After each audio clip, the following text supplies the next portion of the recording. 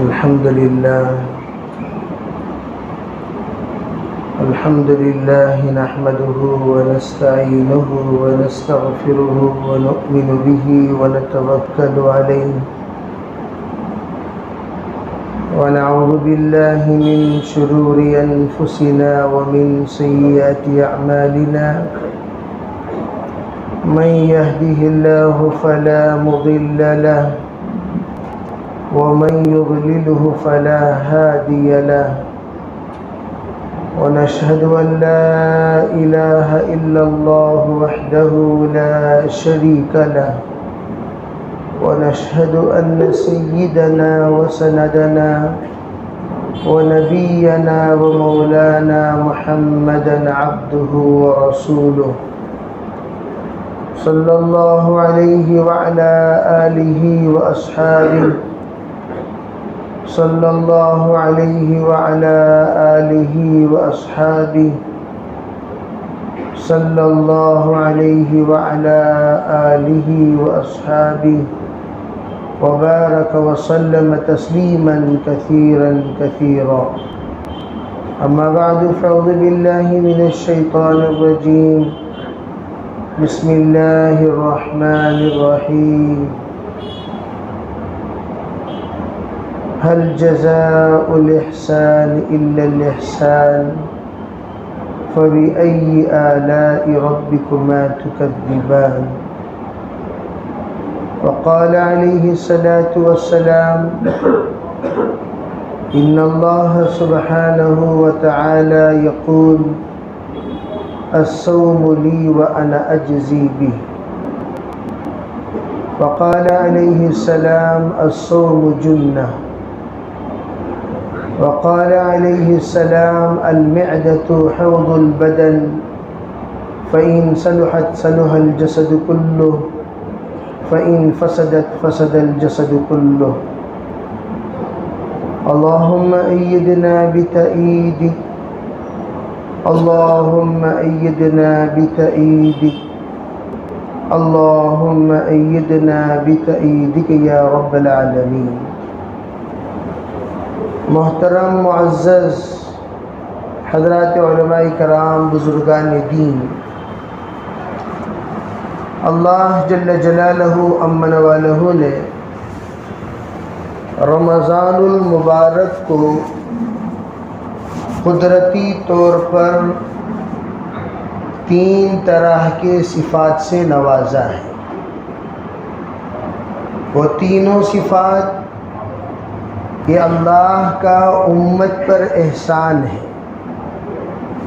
حضرات اکابر علماء فرماتے ہیں اگر رمضان المبارک کا مہینہ نہ ہوتا تو بندہ ہی نہ رہتا. بندے کے اندر بندگی ختم ہو جاتی، بندہ بے حس ہو جاتا، بندگی سے اس کا تعلق ختم ہو جاتا، ربط ختم ہو جاتا، رشتہ ختم ہو جاتا. اللہ رمضان المبارک کا مبارک مہینہ عطا فرما کر تجدید بندگی کراتے ہیں. ایک عرصے ہو گیا بعض لوگوں کو فجر پڑھ کر، ظہر پڑھ کے، عصر مغرب عشاء ادا فرما کر، لیکن رمضان کی برکت ہے جس کی وجہ سے 5 وقتہ نماز کی توفیق نصیب ہو جاتی ہے. تو بندے کی بندگی کی حفاظت کے لیے رمضان آیا ہے.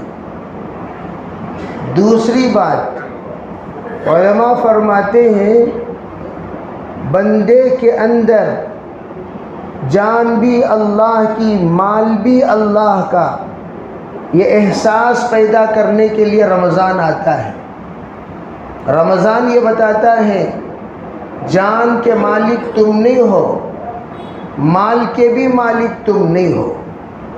جان سے متعلق یعنی بدن سے متعلق جو احکام تمہیں دیے جائیں اس کے تم تابعدار ہو جاؤ، وفادار ہو جاؤ.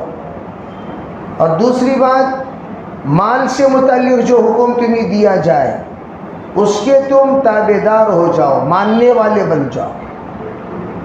اگر کوئی بندہ جان سے متعلق جو اللہ کی طرف سے احکامات ہیں اس کو نہیں مانا، مان سے متعلق جو اللہ کے احکامات ہیں اسے نہیں مانا، تو دھیرے دھیرے دائرے اسلام سے دور ہوتا چلا جاتا ہے، بلکہ دائرے سے خارج بھی ہو جاتا ہے۔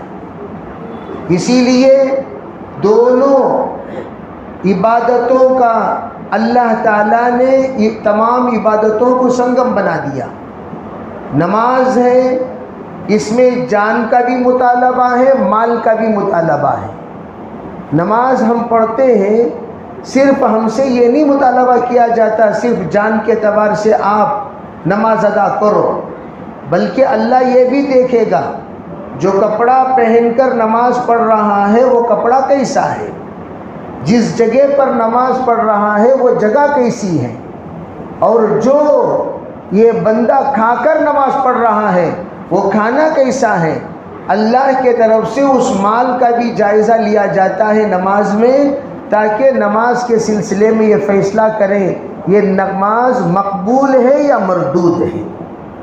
اسی طرح روزہ بھی جان اور مال دونوں سے تعلق، صرف اتنا ہی نہیں کہ ہم روزہ رکھ لیں، صبح سے لے کر شام تک ہم بھوکے رہ جائیں اور ہمارا روزہ ادا ہو جائے، یہ اللہ کی طرف سے مطالبہ نہیں۔ جب سحری کرو تو پاک مال سے سحری کیا کرو، جب افطاری کرو پاک مال سے افطاری کیا کرو، سحری بھی پاک مال سے ہو، افطاری بھی پاک مال سے ہو، اللہ کے طرف سے وہ روزہ مقبول ہوتا ہے۔ ورنہ کیا ہوگا؟ رب صائم لیس له من صیامه الا الجوع، رب قائم لیس له من قیامه الا التعب۔ کچھ روزے دار ایسے ہیں روزہ رکھیں گے سوائے بھوک کے کوئی چیز نصیب نہیں ہوگی، روزہ رکھیں گے بھوکے رہیں گے صبح سے لے کر شام تک، لیکن ان کے نصیب میں کوئی ثواب نہیں ملا۔ کیوں نہیں ملا؟ علماء کہتے وجہ اس کی یہ ہے اس بندے نے حرام سے افطاری کی ہے، حرام سے سحری کی ہے، مشربہ حرام، ملبسہ حرام، مطعمہ حرام۔ اللہ کے رسول علیہ السلام نے مینا میں دیکھا ایک انسان کو ہاتھ اٹھا کر بڑا گڑ گڑا کر دعا مانگ رہا ہے، اور اللہ کے سامنے بہت ہی رو رہا تھا اور آنسو بہے جا رہے تھے۔ صحابہ سے پوچھا اس بندے کے سلسلے میں تم لوگوں کا کیا خیال ہے؟ کہا اللہ کے رسول اس کی دعا مستجاب ہے، اللہ اس کی دعا ضرور قبول کرے گا۔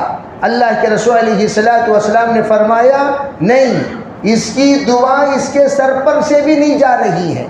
پوچھا حضور وجہ؟ فرمایا وجہ یہ ہے مشربہ حرام، ملبسہ حرام، مطعمہ حرام، اس کا کھانا پینا پہننا سب حرام ہے۔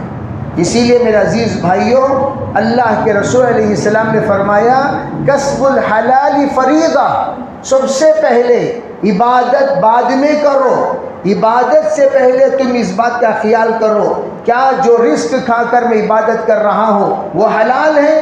کیا میں کھا کر جو پہن کر عبادت کر رہا ہوں وہ حلال ہے؟ جس جگہ پر میں عبادت کر رہا ہوں وہ حلال ہے؟ قرآن پاک میں صاف طریقے سے جہاں پر اللہ نے ربا سے بچایا وہاں پر اس بات کا بھی حکم دیا تاکہ تم لوگ فلاح پالو، لعلکم تفلحون، تم لوگ فلاح پالو، اس لیے تمہیں یہ حکم دیا جا رہا ہے کہ حرام سے بچا کرو۔ آج اس وقت میرے عزیز بھائیوں بڑی معذرت کے ساتھ ہماری دعائیں قبول کیوں نہیں ہوتی؟ ہم لوگ غور کیوں نہیں کرتے؟ ارے بھئی اتنی عبادتیں ہو رہی ہیں، اتنے روزے رکھے جا رہے ہیں، اتنی دعائیں چل رہی ہیں، اتنے صدقات ہو رہے ہیں اور اتنے عطیات ہو رہے ہیں، اتنی دعوتیں کی جا رہی ہیں اور اتنے ماشاءاللہ ریشن تقسیم کیے جا رہے ہیں، پھر بھی ہم نیچ کے نیچ ہی کیوں ہیں؟ ہماری عزتوں میں کمی کیوں؟ ہم خوار ہوئے تاریخ قرآن ہو کر، ہمارا خوار ہونے کی وجہ قرآن پاک کو دور کر دینا۔ کیا مطلب؟ قرآن جس کو حلال کہتا ہے اس کو حلال نہ سمجھنا، قرآن جس کو حرام کہتا ہے اس کو حرام نہ سمجھنا، اس کے حلال میں اور اس کے حرام میں ہمارے درمیان اختلاف کا پیدا کرنا، اس کی وجہ سے اللہ تعالیٰ نے ہمیں خوار بنا دیا۔ بلکہ ایک عجیب بات، رمضان کیوں آیا؟ علماء فرماتے ہیں جب حلال کو اللہ نے حرام کیا، توجہ سے یہ بات سمجھنا، جب الحلال کو اللہ نے حرام کیا تو ہم سب بچ گئے۔ اللہ نے کہا اے لوگوں دیکھو، سحری سے لے کر افطاری تک کھانا حلال ہے لیکن اس وقت کھانا حرام ہے، پانی حلال ہے لیکن ان کے درمیان پینا حرام ہے، بیوی حلال ہے لیکن ان اوقات میں تم بیوی سے ملنا، ملاقات کرنا، اس سے ایسی ویسی باتیں کرنا یہ حرام ہے۔ اللہ نے اس کو حرام کیا، لیکن ہم سب کے سب اس بات کو اچھی طرح سمجھتے ہیں اللہ نے جب حرام کیا تو ہم سحری سے لے کر افطاری تک اپنے اوپر حرام کر لیے۔ کوئی چیز کھا نہیں رہے ہیں، کوئی چیز پی نہیں رہے ہیں، بیوی سے فحش گفتگو نہیں کر رہے ہیں، تو اللہ کے روکنے پر ہم رک گئے، تو اس کا مطلب کیا؟ الحمدللہ ہمارے اندر یہ صلاحیت موجود ہے، اللہ جس سے منع کرے اس سے ہم رک سکتے ہیں، اللہ جسے اجازت دے وہ ہم کر سکتے ہیں۔ اللہ یہی سمجھانا چاہتے ہیں جب رمضان ختم ہو جاتا ہے، اللہ نے حلال جس کو کیا وہ تمہارے لیے حلال ہے، اللہ نے جس کو حرام کیا وہ تمہارے لیے حرام ہے، لیکن رمضان کے بعد ہم لوگ اللہ کے حرام کردہ کو بھی حلال سمجھ جاتے ہیں، حالانکہ رمضان میں اس بات کی ٹریننگ دی گئی، بے اللہ نے حلال سے روکا ہم رک گئے، اللہ نے منع کیا ہم نہیں کیے، اللہ نے ہم پر بریک لگایا اور ہم بریک پر آ گئے۔ علماء فرماتے ہیں اس وقت اگر ہم جائزہ لیا جائے قیامت کے قریب اللہ کی مدد اٹھنے کی سب سے پہلی وجہ جو بیان کی گئی ہے وہ یہ سود کا عام ہو جانا، سود کا عام ہو جانا۔ بینک کا سود ہے اسے نکالتے نہیں، وہ بھی اپنے خرچے میں شامل کر لیتے ہیں، اپنی گاڑی ہے سود کی، اپنا گھر ہے سود کا، اپنی پراپرٹی ہے سود کی، اور انٹرسٹ کے ساتھ لے کر اسے آرام سے اپنے پاس قبضے میں رکھتے ہیں۔ علماء کہتے ہیں تجارت ہے حلال لیکن تجارت کا کیپٹل حرام ہے، تجارت حلال ہے لیکن تجارت کا کیپٹل حرام۔ لون کے لیے مستقل دعوتیں دی جاتی ہیں اور اس دعوتوں پر ہم بخوشی چلے جاتے ہیں، اور آج کل ایسے مولویوں کو بھی لوگوں نے رکھا ہے اپنے پاس جو حلال کو حرام بھی کہتے ہیں اور حرام کو حلال بھی کہتے ہیں، اور کہتے نہیں چھوڑو بھئی یہ مولانا سے مت پوچھو، ان مولانا سے پوچھیں گے کیا مولانا نہیں کھا سکتی، دیکھیں کیا بھئی، کیا مولانا نہیں پی سکتی، دیکھیں کیا بھئی، کیا مولانا جی کر سکتے، دیکھیں کیا بھئی، اصل علماء ہیں سو انہوں نے۔ لیکن میرے عزیز بھائیوں، حشر کے میدان میں پتہ چلے گا جب آنکھ بند ہو جائے گی، قبر میں کون تمہارا خیر خواہ کون تمہارا بدخواہ۔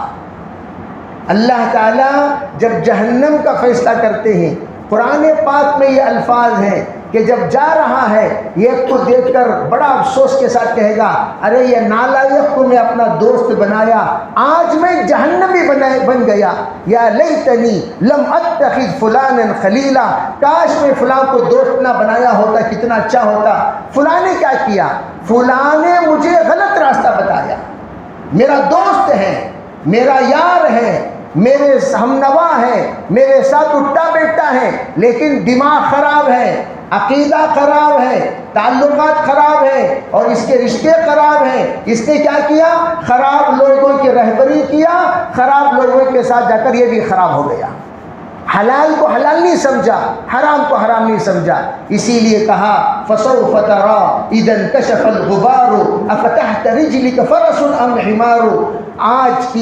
آج کی نوعیت کو مد نظر رکھ کر شاعر یوں کہتا ہے ان قریب تجھے پتہ چل جائے گا، جس وقت یہ تمام پردے ہٹیں گے، جیسے ابو بصیر نے لے جا کر ہارون رشید کے سامنے اشعار سنائے تھے اپنے بچے کے، کیا سنائے تھے؟ یا صاحبی لا تغترر بتنعم والعمر ينفد والنعيم يزول فإذا حملت على القبور جنازة فاعلم بأنك بعدها محمول۔ اے میرے دوست، یہ رنگ رنگیلیوں کو دیکھ کر دھوکے میں نہ پڑ جا، عمر ختم ہو جائے گی، یہ نعمتیں ظاہر ہو جائیں گی۔ فإذا حملت على القبور جنازة، جب قبرستان پر سے کوئی جنازہ اٹھا کر تو چلے تو فاعلم جان لے اچھی طرح بِأَنَّكَ بَعْدَهَا مَحْمُولُ، یہ دن تجھے بھی قبرستان کو لوگ لے جائیں گے، تب پتا چلے گا مزہ کیا سزا کیا۔ اسی لیے علماء نے فرمایا ایک ہے عید اور ایک ہے وعید، دونوں میں فرق کیا؟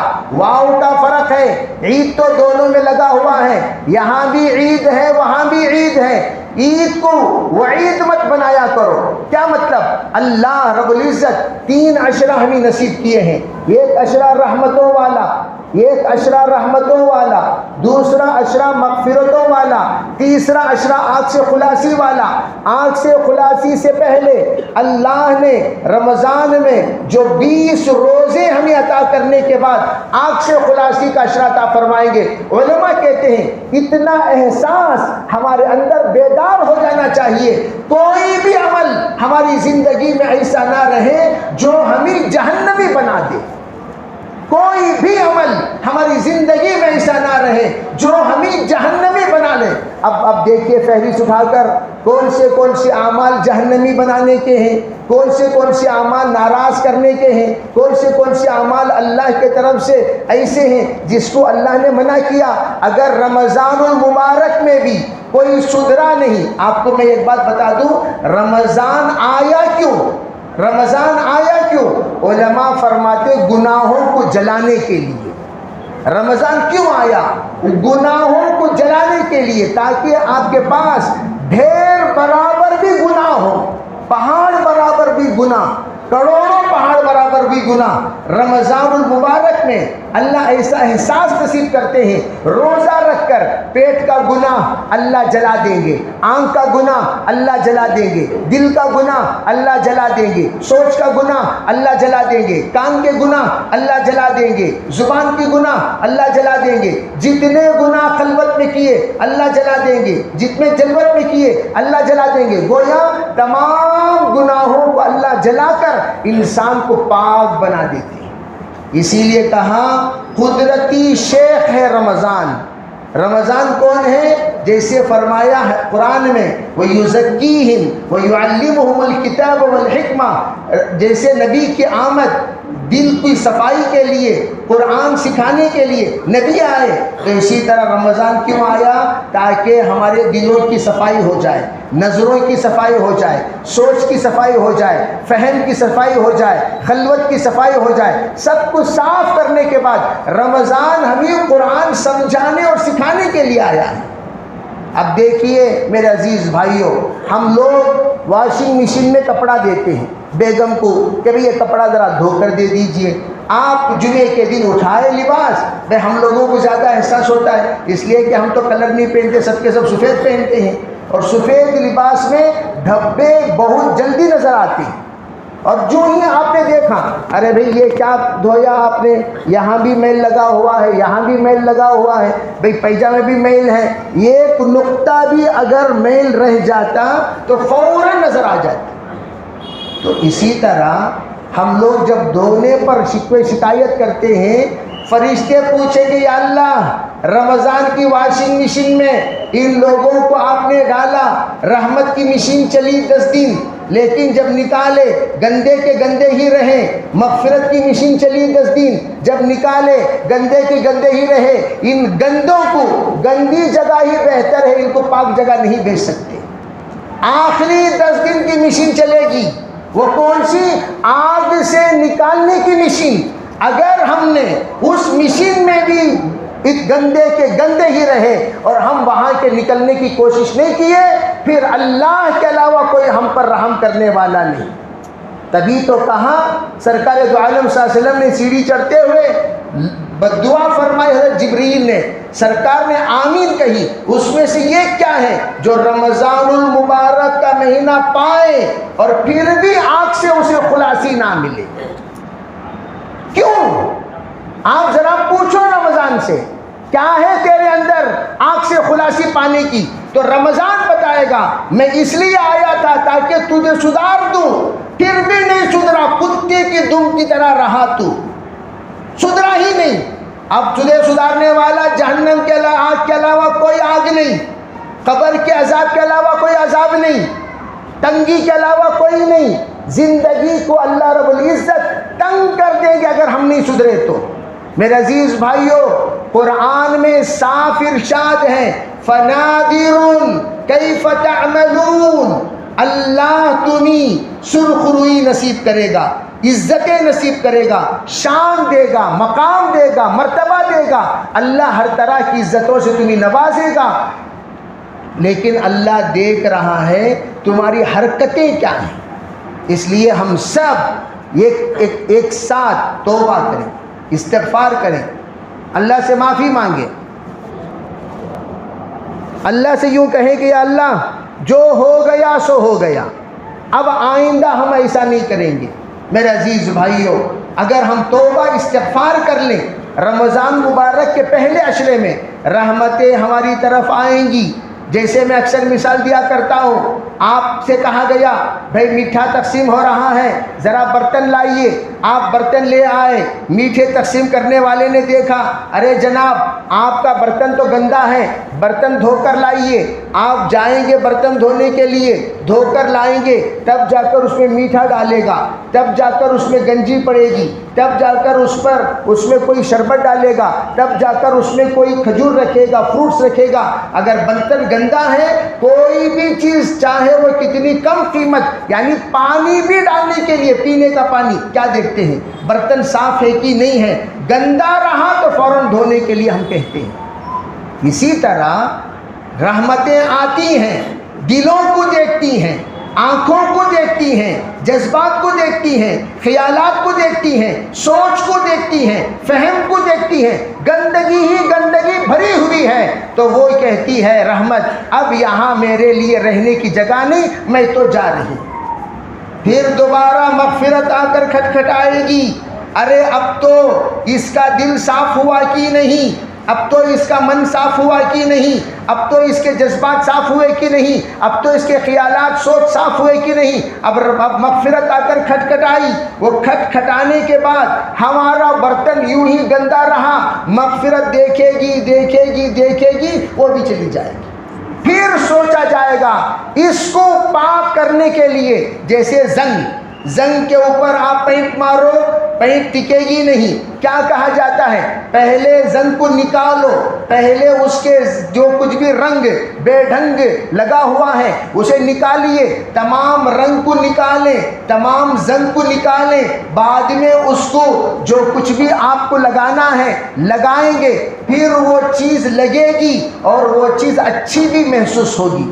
اسی طرح پروردگار سب سے پہلے ہمیں صاف کرنا چاہتے ہیں، جب صاف ہو جائیں گے پھر جا کر ہم سرٹیفکیٹ پانے کے لائق بنیں گے۔ عید کے دن اللہ تعالیٰ مغفرت کا پروانہ اس بندے کو نصیب کرے گا جو پاک ہو کر اللہ کے دربار میں حاضر ہوتا ہے۔ اسی لیے کہا جو بندہ پاک نہیں ہوا اس بندے کو اجازت نہیں ہے عیدگاہ آنے کی۔ عیدگاہ اللہ کے مہمان نوازی کا دن گندوں کی آنے کی جگہ نہیں ہے، بندوں کی آنے کی جگہ ہے۔ اللہ کے رسول علیہ الصلوۃ والسلام نے بقرعید میں صاف منع کر دیا، جو انسان قربانی کی طاقت رکھنے کے باوجود قربانی نہ کرے وہ ہرگز عیدگاہ نہ آئے۔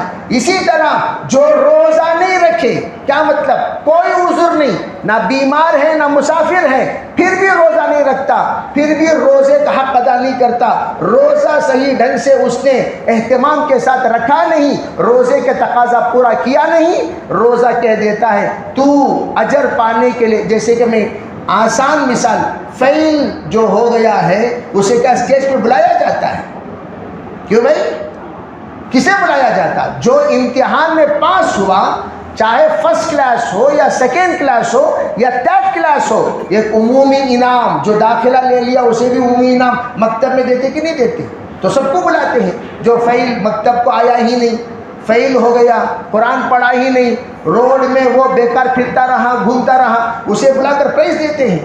اسی طرح رمضان اللہ سرٹیفکیٹ دینے کے لیے عید کے دن بلائے گا، ان بندوں کو بلائے گا جو تراویح کا اہتمام کیے، ان بندوں کو بلائے گا جو روزے کا اہتمام کیے، ان بندوں کو بلائے گا جو لا الہ الا اللہ، استغفر اللہ، اسألک الجنہ ونعوذ بک من النار کا اہتمام کیے، ان بندوں کو بلائے گا جو تلاوت کا اہتمام کیے، ان بندوں کو بلائے بلائے گا جو زکوٰۃ کا اہتمام کیے، ان بندوں کو بلائے گا جو صلہ رحمی کا اہتمام کیے، ان بندوں کو بلائے گا جو گندگی سے اپنے آپ کو پاک رکھے، ان بندوں کو بلائے گا جو تمام کا حقوق ادا کیے، اللہ ان کو بلا کر سرٹیفکیٹ دے گا۔ تو میں یہ عرض کرنا چاہتا ہوں، آج ہمارا تیسرا روزہ ہے، تیسرا روزہ، تو تیسرا روزہ ہے، دیکھتے دیکھتے روزے آگے بڑھ جائیں گے۔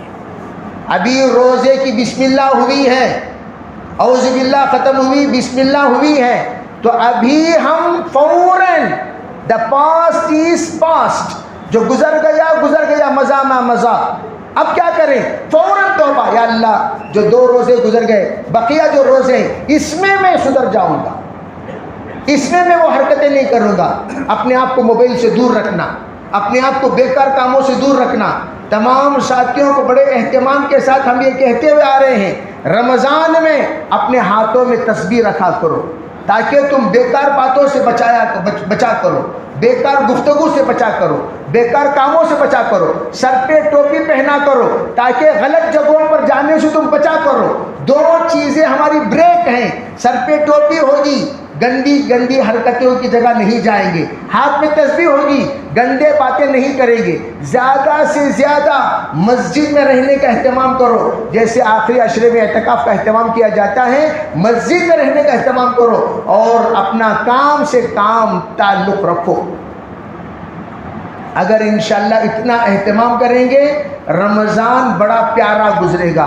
آج کل تو بھائی ہمارے یہاں اس بات کا بڑے اہتمام سے بعض لوگ کرتے ہیں، بعض ماشاءاللہ روزے کا 30 دن بھی اہتمام کرتے ہیں، لیکن ان سے تھوڑی سی بھول ہو جاتی ہے۔ میں ان سے کہتا ہوں لا الہ الا اللہ رمضان میں 4 کام پابندی سے کرو۔ لا الہ الا اللہ 70,000 مرتبہ کا کورس رمضان میں پورا ہو جانا چاہیے، کہو انشاءاللہ، کرو گے انشاءاللہ؟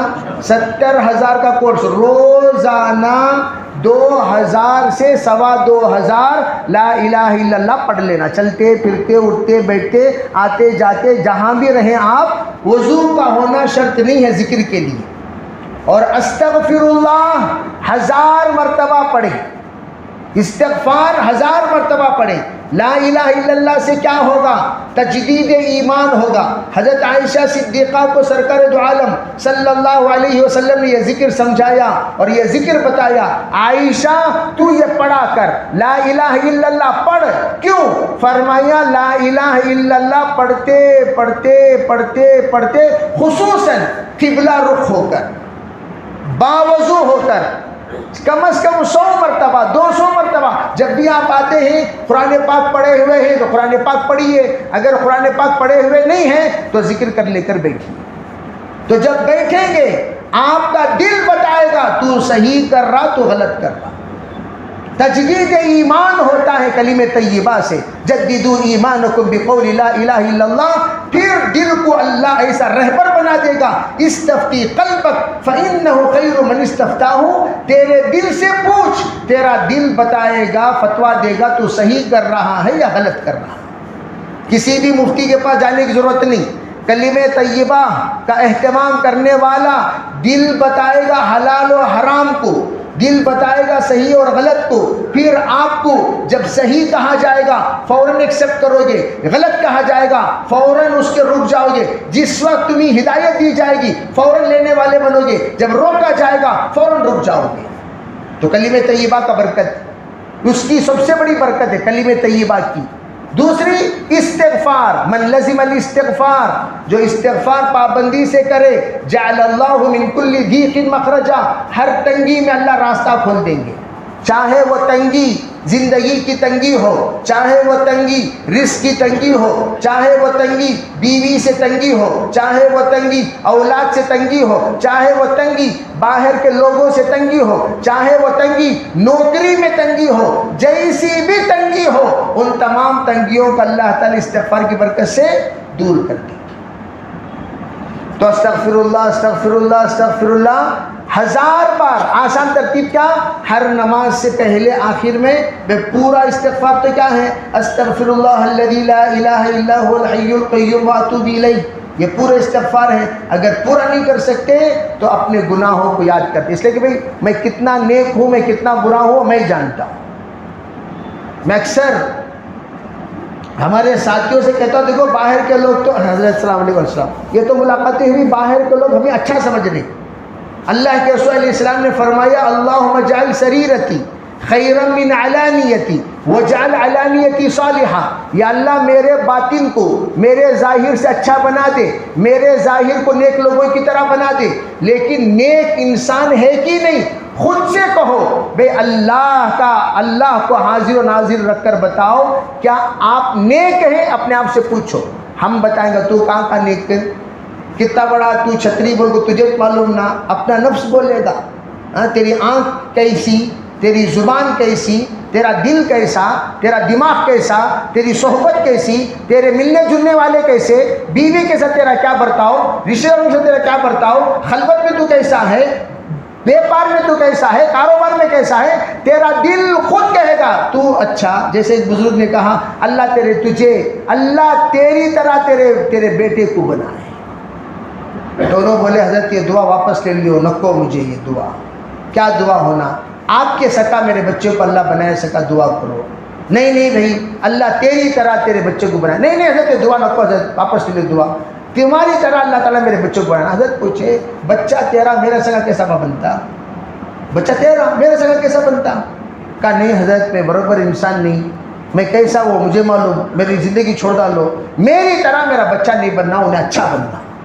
تو اس کا مطلب کیا، تو سمجھ رہا ہے کہ تیری دعا، تیری طرح بننے کی دعا اگر بچے کو دی جائے وہ دعا نہیں، وہ بد دعا ہے.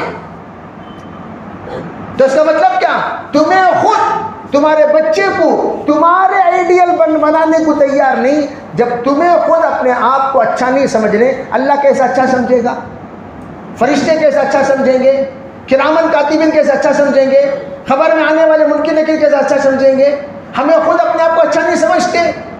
اگر جیسے کہ کہا گیا کسی نے بھی زندگی میں خیانت نہ کیا ہو، نماز نہ چھوڑی ہو، حلال و حرام کی تمیز کرتے ہوئے ایک لقمہ بھی حرام کا نہ کھایا، وہ آگے بڑھے تو آگے بڑھنے کو کوئی تیار نہیں. تو اس کا مطلب یہ ہوا کہ سب کو اپنے بارے میں وسوسہ تھا.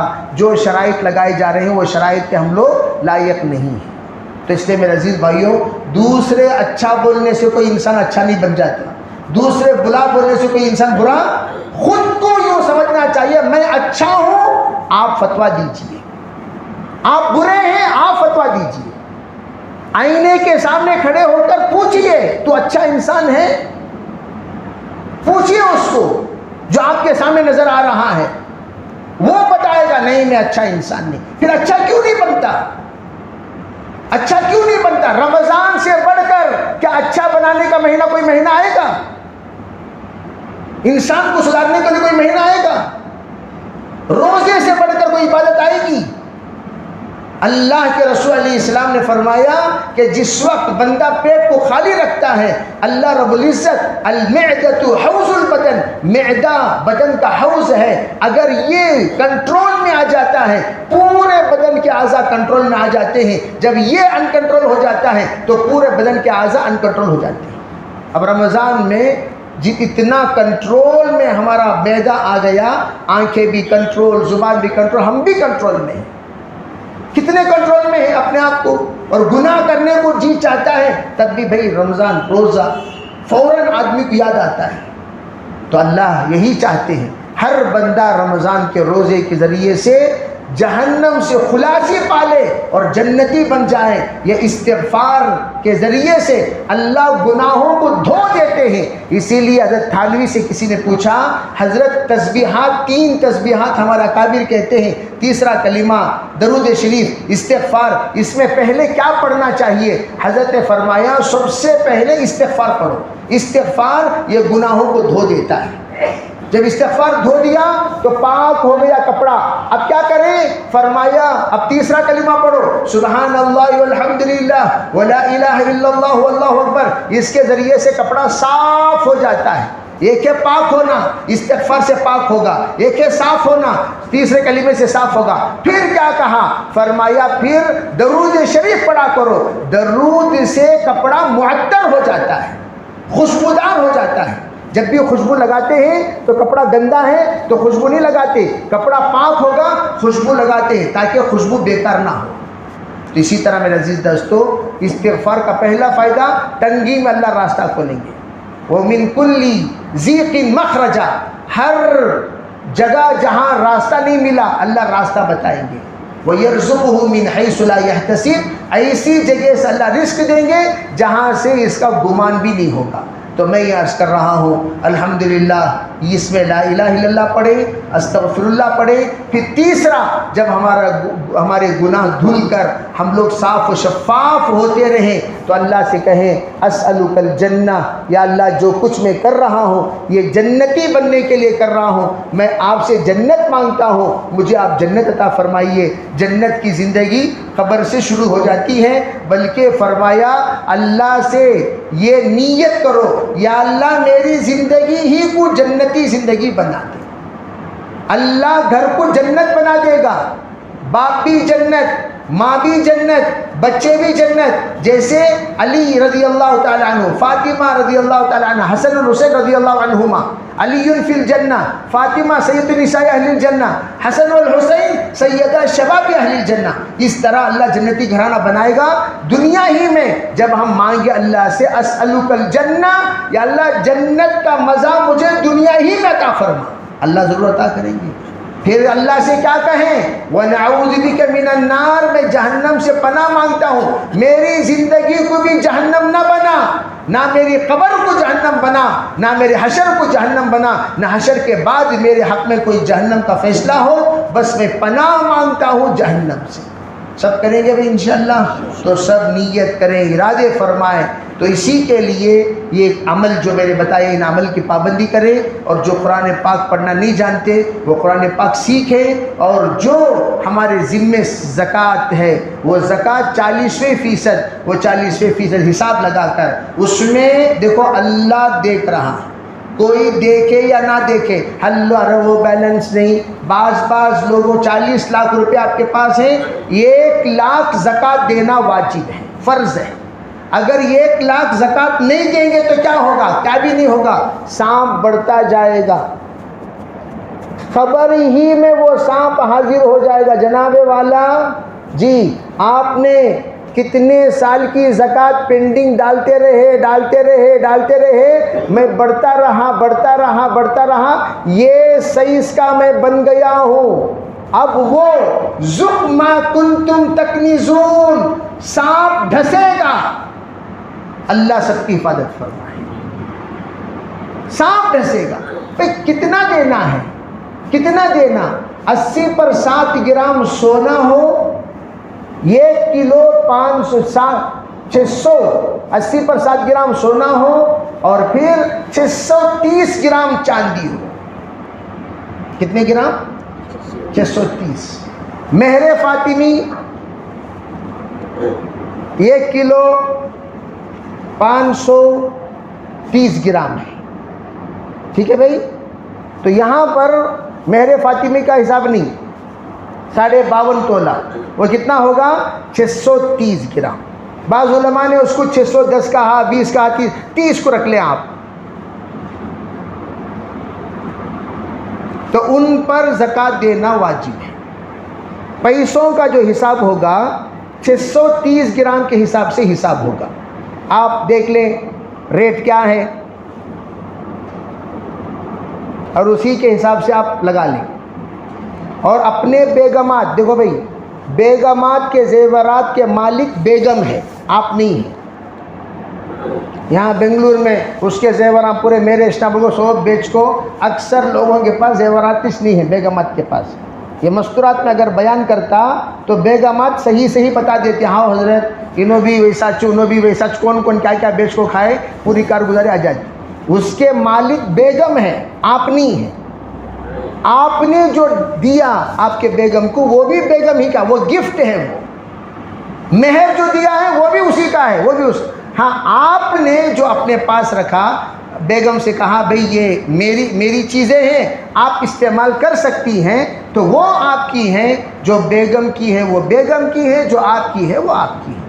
تو بیگم کی زکوٰۃ الگ نکالنا، آپ کی زکوٰۃ الگ نکالنا۔ بیگموں سے یوں کہا جاتا ہے اگر آپ کے پاس زکوٰۃ ادا کرنے کے پیسے نہیں ہیں، شوہر سے ریکویسٹ کر لیں کہ آپ میرے طرف سے زکوٰۃ ادا کر دیں، تو شوہر پر ادا کرنا بیگم کے زیورات کی زکوٰۃ وہ مستحب ہے۔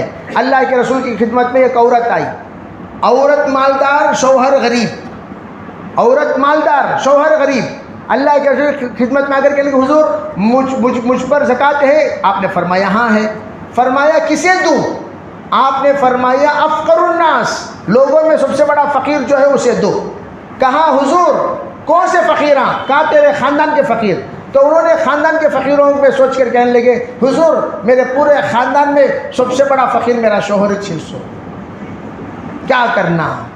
تو حضور نے صلی اللہ علیہ وسلم سے پوچھا کیا میں اپنے شوہر کو دے سکتی ہوں؟ تو حضور نے اجازت دی، آپ نے اپنے شوہر کو تو دے سکتی ہے۔ کیا پتہ چلا؟ دیکھو الٹا، بیوی زکوٰۃ شوہر کو دے سکتی ہے، شوہر زکوٰۃ بیوی کو نہیں دے سکتا۔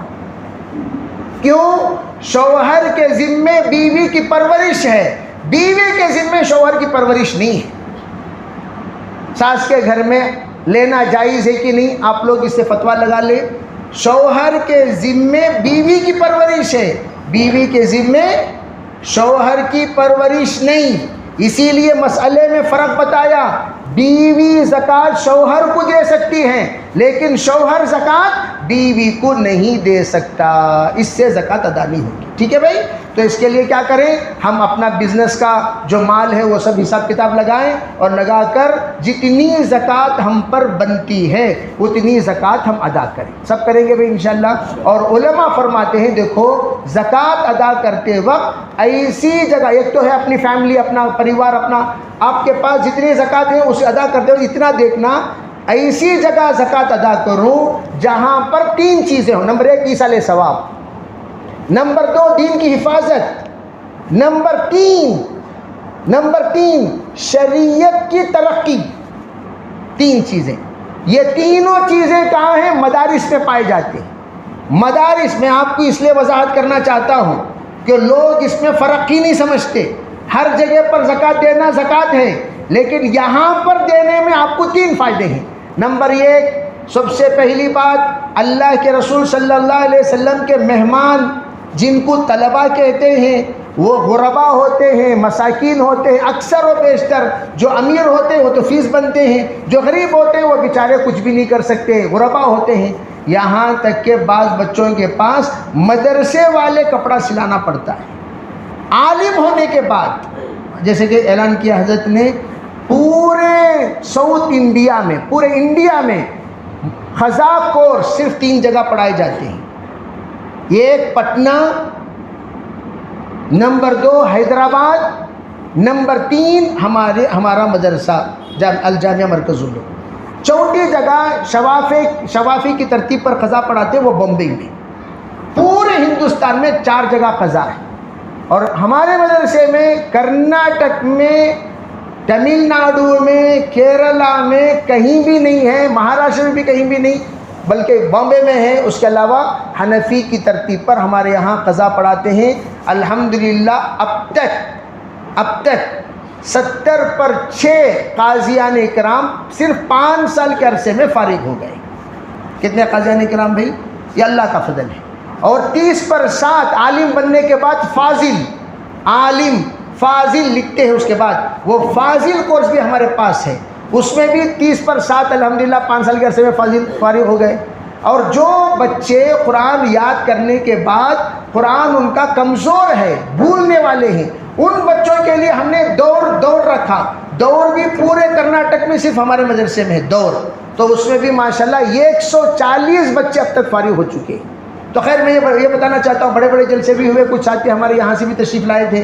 میں یہ بتانا چاہتا ہوں کہ اگر کوئی مدرسے کو دیتا ہے زکوٰۃ تو اس کا پہلا فائدہ کہ نبی علیہ الصلاۃ والسلام کے مہمانوں کی مہمان نوازی کا ثواب، نمبر 1۔ نمبر 2، آپ جس بندے کو کھلا رہے ہیں، جس بندے کو دے رہے ہیں وہ بندہ عالم بنے گا، حافظ بنے گا، فاضل بنے گا، مفتی بنے گا، قاضی بنے گا، بننے کے بعد دین کی حفاظت کی محنت کرے گا کہ نہیں کرے گا؟ جب تک کرے گا آپ زکوٰۃ ادا کر دیے، لیکن آپ نے مدد فرمائی تھی زکوٰۃ ہی کے پیسوں سے، لیکن آپ کو اس سے بڑھ کر ان کی خدمت جب تک چلتی رہے گی، ان کے شاگرد جب تک پڑھتے پڑھاتے رہیں گے، اس کا ثواب بھی آپ کو امداد کی برکت سے ملتا رہے گا۔ تیسرا فائدہ کیا؟ اگر آپ عالم نہیں بناؤ گے، حافظ نہیں بناؤ گے، مفتی نہیں بناؤ گے، تو اسلام کی حفاظت کون کرے گا؟ ارے کوئی نہ کوئی تو کرے گا، جب بنے گا نہیں تو کرے گا کہاں سے؟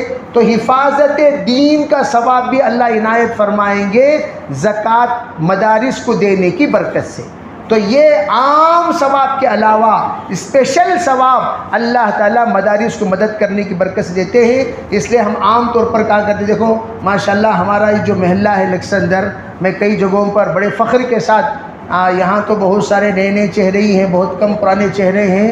ہم تو یہاں پر میرے خیال سے 2003 کے آس پاس آئے ہوئے تھے اور اس کے بعد 6 سال یہاں رہے۔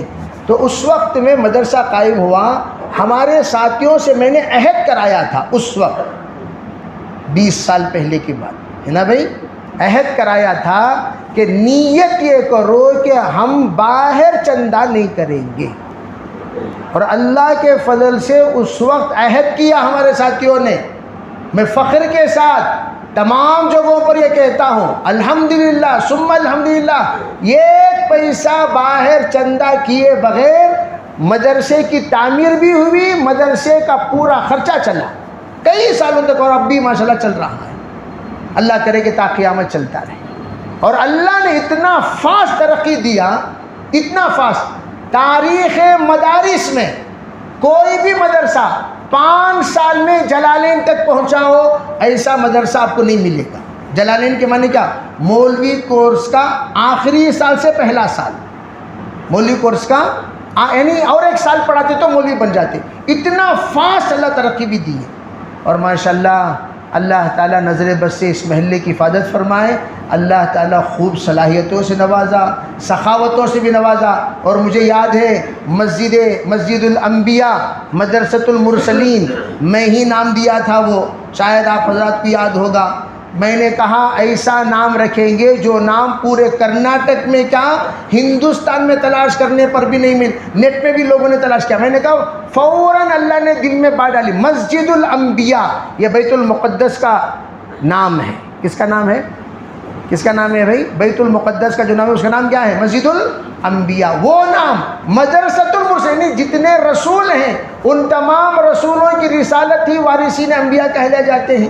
جب انہوں وارثین انبیاء ہیں تو انہی احباب پڑھاتے ہیں وہاں، تو اس کو مدرسۃ المرسلین نام رکھا۔ تو اس وقت بھی ماشاءاللہ ساتھی ایسے جذبے میں تھے، جس وقت اس مسجد کی تشکیل ہوئی اسی ارادہ ساتھیوں نے، نقد تو وصول ماشاءاللہ 11 12 13 لاکھ روپے تو، لیکن ارادہ ساتھیوں نے پوری زمین کی قیمت کا اسی مجلس میں کر لیا تھا۔ مجھے یاد ہے اچھی طرح، اسی کرسی پر بیٹھ کر میں بھی بول رہا ہوں، اسی جگہ پر، تو کرسی تو بدل گئی ہے، جگہ وہی ہے۔ تو میں یہ عرض کرنا چاہتا ہوں ماشاءاللہ اتنا جوش، اتنا ہوش، اتنی سخاوت اللہ تعالیٰ یہ محلے میں دیے ہیں۔ تو کئی مدارس انشاءاللہ، اب میں جو مدرسے کا تعارف کرایا، یہاں سے نکل کر ایک مدرسہ بنا کاشف العلوم نیل سندر میں، وہاں سے پڑھنے کے بعد بچے دیوبند جاتے تھے۔ میں نے یوں کہا کہ وہاں سے پڑھنے کے بعد دیوبند جانے کی بچوں کے پاس سہولت نہیں ہے، بہت سارا خرچہ، 1 مہینے کو 3000 روپے کم از کم خرچہ ہوتا ہے، اتنی سہولت تو نہیں بچوں کے پاس۔ تو کیا کریں، ہیگڑے نگر میں ہم نے مدرسہ کھولا تاکہ بچے ابتدا یہاں پڑھیں، اس کے بعد وہاں جائیں، اس کے بعد اینڈنگ میں ہمارے پاس آئیں۔ یہی ترتیب گویا کہ اسی مدرسے سے، مسجد سے کنیکٹڈ وہ مدرسہ بھی ہے الجامعہ مرکز علوم، جہاں پر آخری تعلیم دی جاتی ہے۔ اللہ کا فضل ہے، اللہ کا کرم ہے، آج اسی کا اعلان بھی آپ کے سامنے ہوا انشاءاللہ۔ ابھی تو میں اکثر کہا کرتا ہوں بھئی اتوار میں اکثر لوگ خالی جیب آتے ہیں اللہ ماشاءاللہ، اور خصوصاً فجر میں تو کیا بھی لاتے نہیں، خالی بنین پہن لوگ آ جاتی ہیں، لنگی بنین میں آ جاتے ہیں، کچھ ہوتا ہی نہیں۔ تو اس لیے قصور نہیں ہے، اتنا کم ہوا اتنا کم ہوا، اگر اب نہیں ہے تو بعد میں بھی انشاءاللہ ہمارے دوست احباب ہیں ان کے پاس پہنچا کر انشاءاللہ رسید حاصل کر لے سکتے ہیں، سب کریں گے بھی انشاءاللہ۔ اللہ تعالیٰ جو مسائل میں نے بتایا ان مسائل کے مطابق عمل کریں، دھیرے دھیرے ایک ایک مسئلہ جو بھی ہے اپنے علماء کے پاس پوچھ کر معلوم کر لیں، اور مدرسے کو کتابوں کے لیے بھی کافی ضرورت پڑتی ہے، کبھی کمپیوٹرز کے لیے بھی ضرورت پڑتی ہے، تو جو احباب کتابوں کا کمپیوٹرز کا انتظام کر سکتے ہیں وہ ذہن میں رکھیں، اور تعمیری کام بھی چل رہا ہے، جو بھی تعمیر کرا سکتے ہیں وہ بھی ذہن میں رکھیں کہ جب بھی ضرورت ہو، بعض مرتبہ ہم لوگ ایڈریس نہ دینے کی وجہ سے، میں آپ کو بتاتا ہوں، ایڈریس نہ دینے کی وجہ سے یہ ایک صاحب کہنے لگے 80 لاکھ روپے لے کر پھرتا رہا، کہاں پھرے کی مجھے نہیں معلوم، آخر میں ایک مندر کو جا کر 80 لاکھ روپے دیے، مندر کو، ویلور میں ٹیمپل کو جا کر دیکھو ہی 80 لاکھ روپے، مسلمان۔ حیرت کی انتہا نہیں، میں بولتا ہوں ارے اللہ کے بندے، یہاں مدارس میں کہاں کا یہ مدرسہ ہمیں جا کر ادھر ہی مدد کر لے کر، بھائی بنگلور میں چیرنے والے مدرسے ابھی بھی ہیں، میں ابھی گیا تھا گوری پالیہ میں بچے پڑھنے کی جگہ مدرسہ چیر رہا ہے، میں بولا کیا بھی بنگلور میں یہ ایک آدمی یہ نئی شیٹ ڈالنے والا نہیں، شیٹ کی کون سی قیمت بن جائے گی؟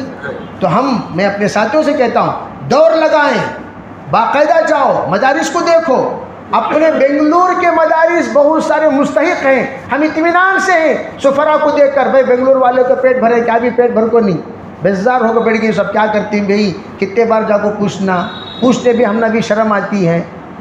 میں بالکل آج کا بیان میں اعلان کا ارادہ ہی نہیں تھا، فجر میں اسی لیے اعلان کیا گیا تاکہ ظہر میں اعلان نہ ہو، لیکن ساتھیوں نے کہا کہ بھائی ظہر میں بھی کچھ بات ہو جائے، اعلان ہو جائے، تو اس لیے بیان کے بعد آپ کو اطلاعاً عرض کر رہا ہوں تاکہ آپ کو پتہ چلے کہ بھئی یہ بھی ایک جگہ ہے جہاں پر آپ ہر طرح کی انشاءاللہ اپنے جو کچھ بھی تصرفات ہیں ایصال ثواب کی نیت سے جو بھی کرنا چاہتے ہیں۔ ہمارے حسن الدین صاحب رحمۃ اللہ انتقال ہو گئے، ان کو ایک مرتبہ میں بتایا تھا اوپر چھپ کے ایک بات، اوپر کتب خانہ بنانا ہے، تو اس وقت ہمارا بھائی نیا فارغ ہو کر آیا تھا، اتنا زیادہ تجربہ بھی نہیں، تو انہوں نے پوچھا کتنے کتاباں ہونا، کتنے کی کتاباں ہونا، میں اس وقت 50,000 روپے بڑے پیسے تھے، میں نے کہا 50,000 روپے کتاباں ہونا، ٹھگو مولانا کر لیے، اللہ ان کی مغفرت فرمائے۔ بہت سارے ساتھی ہیں کہ جتنے نام اصل بھول گیا ہوں میں، صدر صاحب بھی تھے انتقال ہو گئے، بہت سارے ساتھی انتقال ہو گئے، بہرحال بتانے کا منشا کیا، آج وہ کتابیں جو بھی کھول کر پڑھے گا، نیت کرنے کی ضرورت نہیں، آٹومیٹک ثواب کسے پہنچے گا؟ ان کی کتابوں کا ایک حصہ نیل سندر میں ہے جسے پڑھ کر یہ 130 علماء بن گئے۔ کتنے بن گئے؟ جو حسن الدین صاحب جو کتاب دلائے تھے وہ کتابیں پڑھائی جا رہی ہیں، ابھی بھی ہیں، یہ 130 علماء بن گئے۔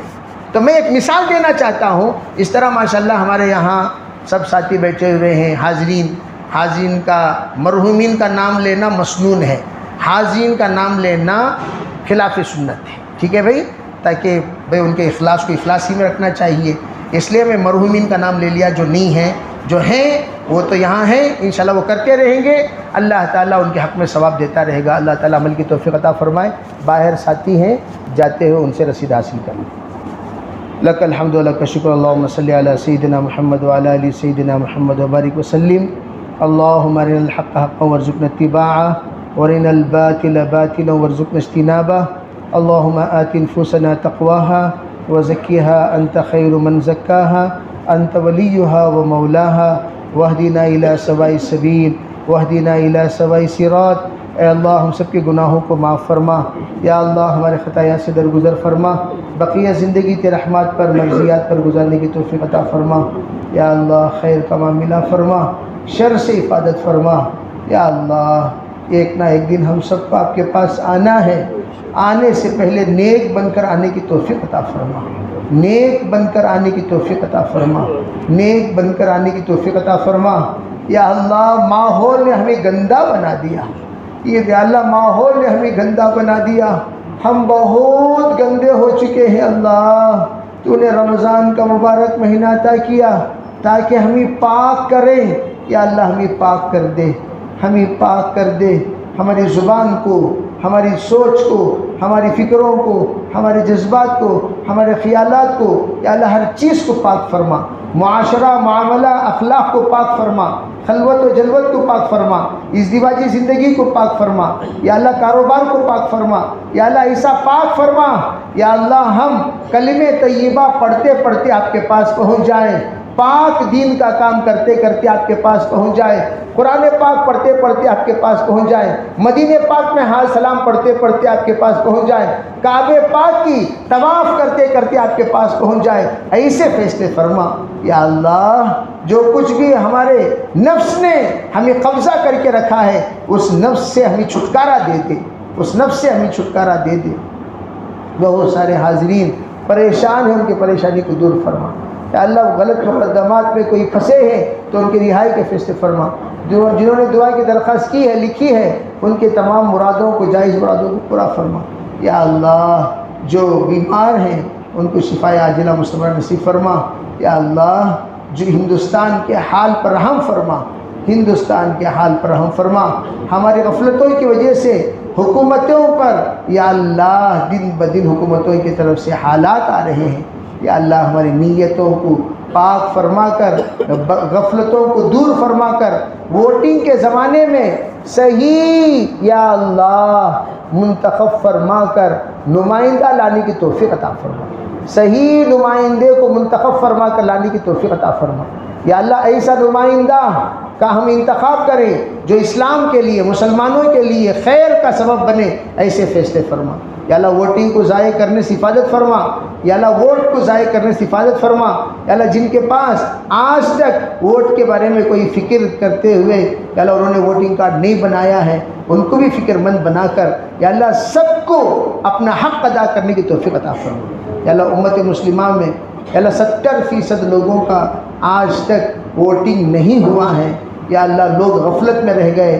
یا اللہ لوگ یا اللہ ہر طرح کے مشغولیت میں ہونے کی وجہ سے یا اللہ اپنے ووٹنگ سے محروم رہ گئے، نام بھی ان کا فہرست سے نکال دیا گیا. یا اللہ ایسے احباب کو فکر مند ہو کر اپنے ووٹنگ کا حق ادا کرنے کی توفیق عطا فرما.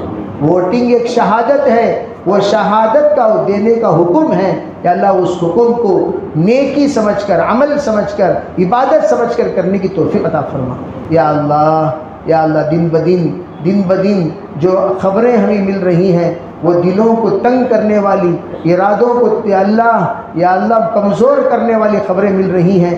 یا اللہ اپنے فضل سے، اپنے کرم سے ارادوں کو مضبوط کرنے والی خبریں ہمیں سنا دے. یا اللہ مساجد پر، مکاتب پر، مدارس پر، علماء پر، فقہاء پر، خانقاہ پر، مسلمانوں پر، قرآن پر، حرمین شریفین پر یا اللہ حفاظت کے فیصلے فرما.